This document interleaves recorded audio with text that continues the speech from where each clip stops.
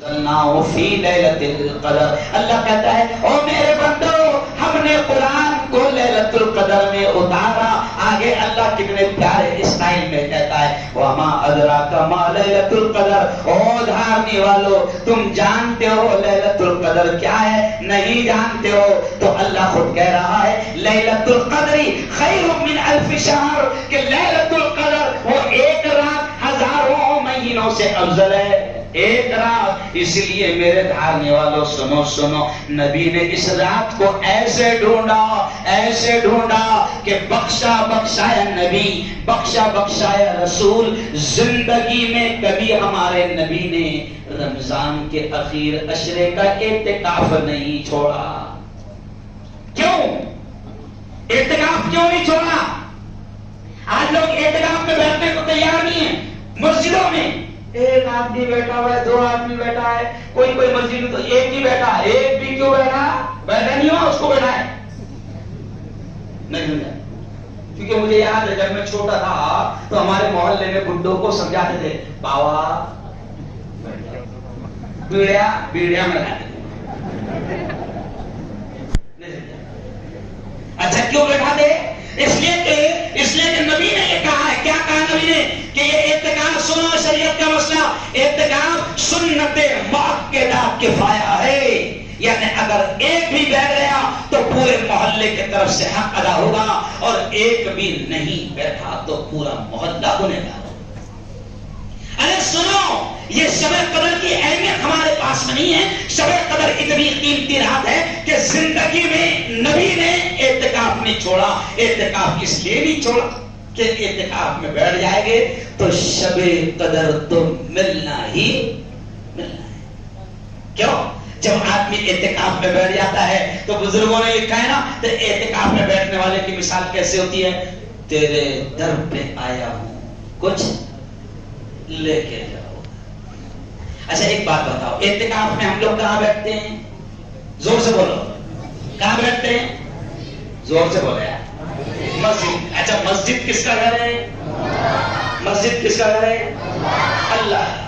تو ہمارے گھر میں کوئی آتا ہے تو ہمارا مہمان، ارے بولو نا، ہمارے گھر میں آیا تو ہمارا مہمان، اور یہ گھر کس کا ہے؟ اللہ کا۔ تو اللہ کے گھر میں آیا تو کس کا مہمان؟ اللہ کا۔ ابھی سمجھو میں آ گیا مہمان بن کر مولانا سلیم صاحب کے یہاں، تو مولانا سلیم صاحب نے اپنی طاقت کے اعتبار سے، اپنی حیثیت کے اعتبار سے میری مہمان نوازی کی، کیا ہے؟ اب جب کوئی اللہ کا مہمان بن جاتا ہے تو اللہ کہتا ہے او دنیا والوں سنو، اب یہ میرا مہمان بن گیا اور میں شہنشاہ اپنے شان کے حساب سے اس کی مہمانی کروں گا۔ پھر اللہ کہتا ہے کہ اب یہ میرا مہمان بن گیا، تو اللہ کہتا ہے اعتکاف میں بیٹھ گیا نا تو، میرے گھر میں آ گیا نا تو، اب اللہ کہتا ہے تو میرا مہمان ہے، اب میں تجھ سے اتنا پیار کروں گا کہ تو اگر سویا ہوا بھی ہے تو عبادت میں لکھوں گا۔ کائے میں خراتے نہیں مار رہا تو کائے میں، یہ ہنسی کے لیے نہیں کہہ رہا ہوں، سچ بات یہ ہے۔ تو پیارے نبی نے زندگی میں کبھی اعتکاف نہیں چھوڑا، کائے کے واسطے کہ شب قدر مل جائے، مل گئی تھی۔ اب دیکھو عجیب بات یاد آ گئی، سن لو مسلمانوں، بڑی پیاری بات اللہ نے ذہن میں ڈال دیا۔ او مسلمانوں، حدیث میں آپ نے یہ بھی سنا ہوگا کہ اتنی قیمتی رات تو کتنا اچھا ہوتا اگر بتا دیتے تو۔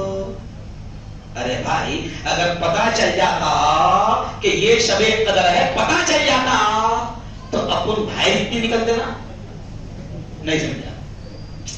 ارے بھائی اگر آج پتا چل جائے کہ ہزاروں مہینوں کا ثواب جو رات میں ملنے والا وہ آج کی جائے تو اپن جائیں گے کہ ارے بولو نہیں جائیں گے؟ نماز پڑھیں گے، عبادت کریں گے، ذکر کریں گے، تلاوت کریں گے، اللہ سے مانگیں گے، کہیں نہیں جائیں گے؟ تو کتنی اچھی بات تھی، بتا دی جاتی تو بتانے کے لیے ہی نبی آئے تھے اپنے روم سے باہر۔ سنو یہ جملہ، بتانے کے لیے خود نبی کہہ رہے ہیں کہ میں اپنے حجرے سے، اپنے بیڈ روم سے شب قدر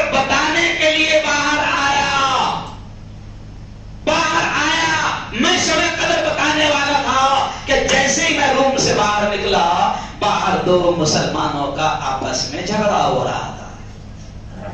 کیا ہو رہا تھا؟ اب اگلے جملے سنو تو نبی پاک کہتے ہیں کہ ان کا جھگڑا ہو رہا تھا.